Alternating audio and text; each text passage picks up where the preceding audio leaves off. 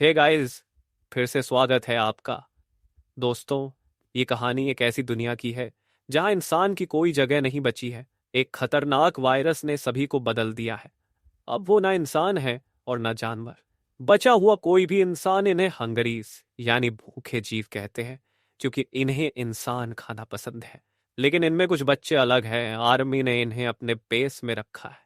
ये बच्चे हंगरीज की दूसरी पीढ़ी है। लेकिन ये उनसे अलग है। इनके दिमाग काम करते हैं और ये केवल कीड़े मकोड़ों को खाकर भी जिंदा रह सकते हैं। इन्हें इंसान का मांस खाने की भूख नहीं लगती। डॉक्टर कैरोलन नाम की एक महिला है जो इन बच्चों पर प्रयोग करती है और बहुत सख्ती से पेश आती है। पर एक औरत है, डॉक्टर हेलन, जो इन बच्चों की सबसे पसंदीदा है। ये बच्चे उसे बहुत चाहते हैं क्योंकि वह उन्हें पढ़ा। लेकिन डॉक्टर कैरोलन और सार्जन जैसे लोग इन बच्चों से दूर रहना चाहते हैं क्योंकि उन्हें डर है कि ये बच्चे हाइब्रिड हैं और खतरा हो सकते हैं। इसलिए जैसे ही ये बच्चे सोकर उठते हैं, व्हील चेयर में बिठा दिया जाता है। उनके हाथ पैर बांध दिए जाते हैं, फिर पढ़ाया जाता है और दिन खत्म होने पर इन्हें जेल जैसी काल कोठरी में बंद कर दिया जाता है। यही इनकी रोज की जिंदगी है। एक दिन क्लास में डॉक्टर हेलन ने बच्चों को एक चैप्टर पढ़ाया जिसका नाम था होप, मतलब उम्मीद। उसने कहा कि भले ही दुनिया अब बर्बाद हो चुकी है, फिर भी उम्मीद बची हुई है।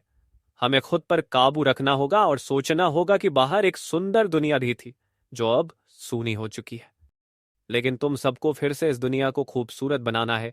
तभी मेलोनी एक कहानी सुनाने लगती है। उस कहानी में एक लड़की कुछ छोटे बच्चों की जान बचाती है।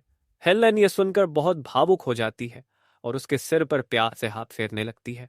तभी सार्जन आता है और हेलेन को रोक देता है, क्योंकि उसे ऐसा करने की इजाजत नहीं है। उसका काम बस पढ़ाना है। यहां हम देखते हैं कि जब सार्जन ने एक बच्चे का मांस हटाकर अपने हाथ उसके सामने रखा, तो उस बच्चे के अंदर वह हंगरीज की आदत जग गई। उसे इंसान का मास्क यानी मुंह ढकने वाला कपड़ा खाने का मन करने लगा। इसीलिए हेलेन को बचाने के लिए उसे मना किया गया था, क्योंकि यह खतरा हो सकता है। लेकिन अब हेलेन खुद भी थोड़ा डर गई है। वहीं दूसरी तरफ मेलोनी, जो दिखने में थोड़ी अलग थी लेकिन अंदर से भी वैसी ही थी, उसे यह सब देखकर बुरा लगता है। लेकिन क्या किया जाए, ये सच है और उसे इसके साथ ही जीना होगा। जाते हुए मेलोनी सार्जन से ताना मारती है कि अगर वह ऐसा करता रहा तो हेलेन उसे कभी पसंद नहीं करेगी। ये सुनते ही सार्जन सख्त हो जाता है और अपने सैनिकों से कहता है कि आज मेलोनी को उसकी व्हीलचेयर से नीचे नहीं उतारना है, यानी आज उसकी सजा है और उसे सोने भी नहीं दिया जाएगा। लेकिन जब मेलोनी के सेल के बाहर हेलेन गुजरती है, तो मेलोनी उसे देखकर बहुत दुखी हो जाती है। इसलिए वह हेलेन को फ्री करने की कोशिश करती है, पर तभी उसको इंसानों की खुशबू महसूस होती है। फिर क्या था, उस खुशबू से उसके अंदर का डरावना शैतान जाग जाता है। फिर भी मेलोनी उस पर काबू पाने की कोशिश करती है। वह बार बार हेलेन से कहती है कि वह यहां से चली जाए, क्योंकि वहां रहना सुरक्षित नहीं है। डर के मारे हेलेन वहां से चली जाती है। असल में मेलोनी अपने अंदर एक बैक्टीरिया को कंट्रोल करने की पूरी कोशिश कर रही है। इसलिए उसने हेलेन को जाने को कहा, क्योंकि वह नहीं चाहती कि कोई इंसान उसे खा जाए। जब हेलेन वहां से दूर चली जाती है, तो डॉक्टर वहीं से गुजरती है और वहां जमीन पर कुछ गिरा हुआ देखती है। उसे पता चलता है कि शायद कोई फैकल्टी का आदमी यहां आया था, क्योंकि उस पर लिखा था कि यह किसके लिए है। इसलिए जब डॉक्टर ने पूछा, तो मेलोनी ने सच्चाई बता दी। फिर दो सैनिक आए और मेलोनी को बाहर लेकर गए। वहां एक लंबी बार्ड फेंसिंग लगी थी। उसके बाहर बहुत सारे हंगरीज खड़े थे। ये हंगरीज इंसानों की खुशबू सूंघकर यहां आ जाते हैं। लोग इन्हें मारते रहते हैं, नहीं तो उनकी संख्या बहुत तेजी से बढ़ जाएगी।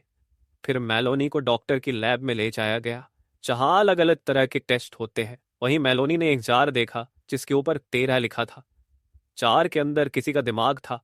मेलोनी को समझ आया कि यह उसकी क्लासमेट की है, जिसका नंबर 13 था। क्योंकि वह लंबे समय से क्लास में नहीं आई थी, डॉक्टर ऐसे टेस्ट करती थी। यही वजह है कि सभी बच्चों को यहां रखा गया है।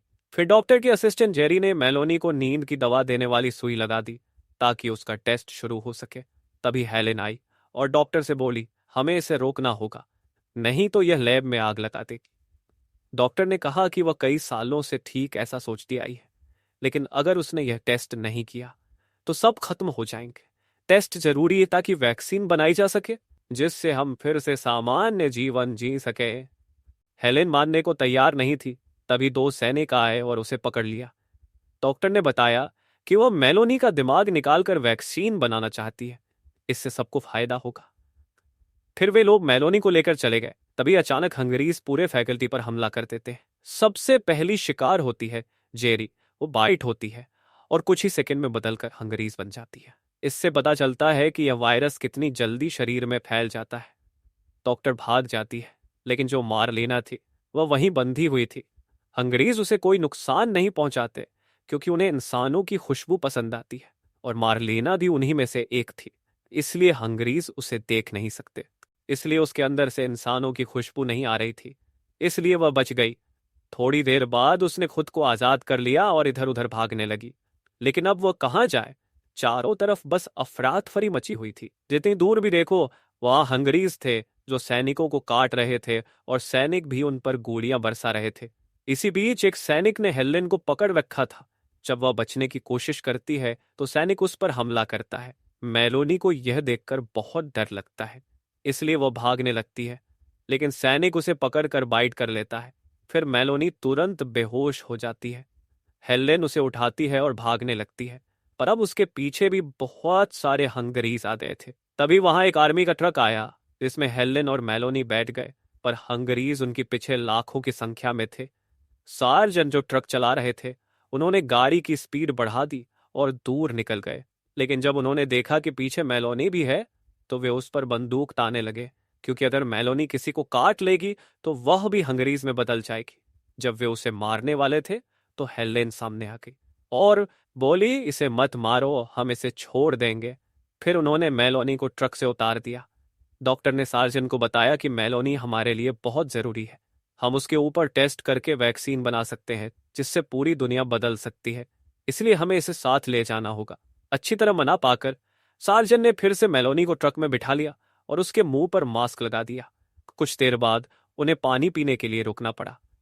वे नदी के किनारे खड़े थे कि तभी फिर से हंगरीज ने उन पर हमला कर दिया। एक बार ट्रक में से एक सैनिक घायल हो गया। सार्जन ने सब हंगरीज को मार दिया, लेकिन वो घायल सैनिक वापस ट्रक में आने लगा। सार्जन ने उसे वहीं रुकने को कहा क्योंकि वह घायल था। सैनिक गुस्सा हो गया और थोड़ी देर में उसके अंदर भी हंगर जैसे लक्षण दिखने लगे। उसे खुद तकलीफ हो रही थी, इसलिए सार्जन ने उसे गोली मार दी। दोस्तों, अब एक बड़ी समस्या आ गई। उनका ट्रक खराब हो चुका था। अब उन्हें पैदल जाना होगा, जो बहुत खतरे भरा था। पैदल चलते चलते वे एक शहर तक पहुंच गए।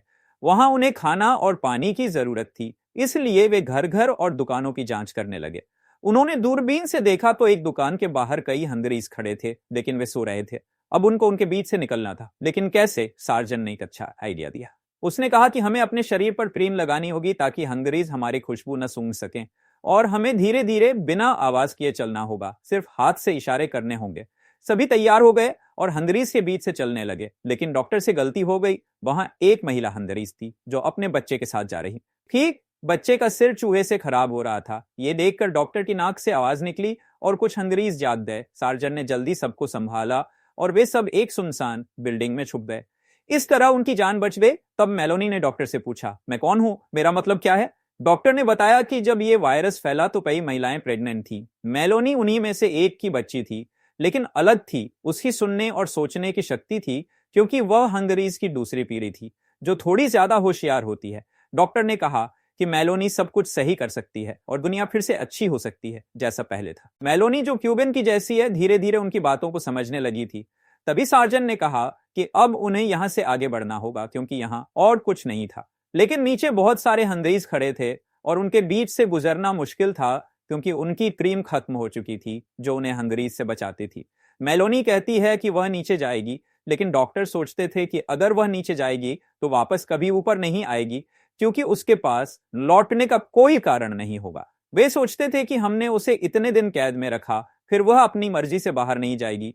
लेकिन मेलोनी ने सबको विश्वास दिलाया कि वह सच में सबसे अलग है। उसका कहना था कि वह फिर वापस आएगी, क्योंकि उसे भी जैसा वे हैं वैसा बनना है, इसलिए सभी उसे जाने देते हैं। रास्ते में मेलोनी को एक घर में एक कुत्ता मिलता है, जिसे वह लेकर बाहर आती है। तभी एक हंगरीज उस कुत्ते की खुशबू महसूस करके जाग जाता है, लेकिन मेलोनी चालाकी से जानबूझकर कुत्ते को वहां छोड़ देती है ताकि सारे हंगरीज उसके पीछे चले जाएं।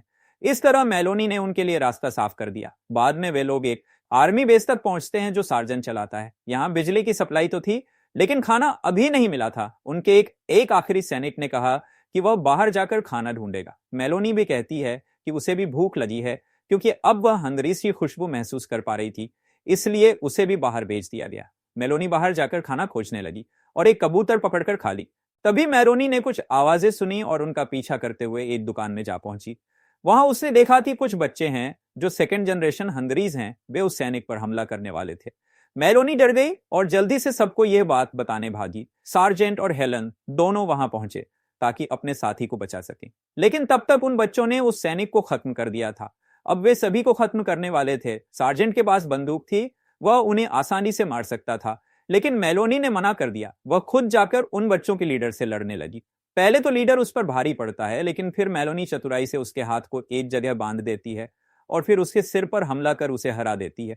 ऐसे करके वह सभी बच्चों में अपने लिए डर पैदा कर देती है।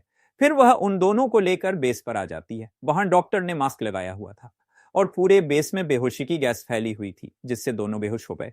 लेकिन मेलोनी जिंदा रह गई क्योंकि वह मजबूत थी। डॉक्टर अब मेलोनी का टेस्ट करने वाली थी क्योंकि वह जल्द वैक्सीन बनाना चाहती है ताकि सब कुछ ठीक हो सके। मेलोनी ने डॉक्टर से पूछा, क्या बलिदान देना सही है? डॉक्टर ने समझाया कि टी वायरस बहुत तेजी से फैल रहा है और अगर ऐसा चलता रहा तो इंसान पूरी तरह खत्म हो जाएंगे। डॉक्टर ने पूछा, क्या तुम चाहती हो कि जिसे तुम सबसे ज्यादा प्यार करती हो, जैसे हेलन, वह आगे जाकर किसी जानवर में बदल जाए? मेलोनी ने सिर हिलाकर ना कहा, लेकिन उसके दिल में एक सवाल था। मेलोनी डॉक्टर से पूछती है, क्या मेरी जैसी जनरेशन अभी भी जिंदा रहेगी?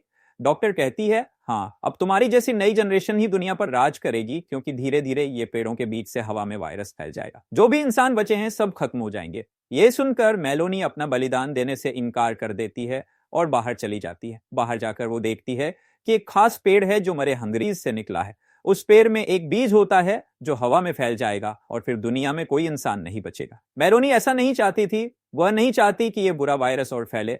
अब उसे लगता है कि सिर्फ उसकी जनरेशन यानी सेकंड जनरेशन हंगरीज ही दुनिया में रहेंगे, इसलिए वह उस पेड़ को आग लगा देती है। दूसरी तरफ डॉक्टर को वहीं पर वो बच्चे मारकर खा लेते हैं, लेकिन सार्जन किसी तरह बाहर आ जाते हैं। मेलोनी उन्हें देखकर कहती है कि उन्हें बाहर नहीं आना चाहिए था, क्योंकि अब हवा भी वायरस से भर गई है। पेड़ जलने की वजह से सब इन्फेक्टेड हो गया है।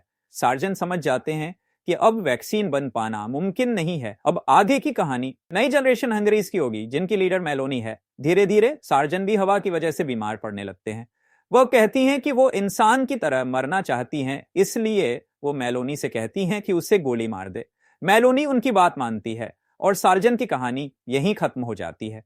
अगली सुबह हेलन की आंख खुलती है तो वो देखती है कि बेस के बाहर बहुत सारे सेकंड जनरेशन के बच्चे हैं और उन्हीं के बीच में मेलोनी खड़ी है, जो अब उनकी लीडर बन गई है। मेलोनी हेलन को कहती है कि अब वह उन सब बच्चों को पढ़ाए जैसे उसने उसे पढ़ाया था। अब ये बच्चे ही दुनिया का भविष्य हैं। यहीं पर यह कहानी खत्म होती है।